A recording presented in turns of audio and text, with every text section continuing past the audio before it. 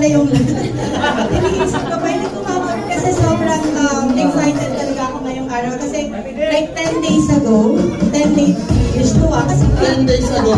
may taga-California nakakahiya. Wala pa, wala pa sila matagal.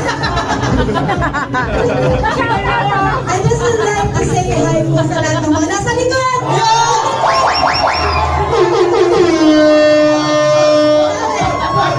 Overwhelming po talaga kasi sobrang excited kami sa araw na to.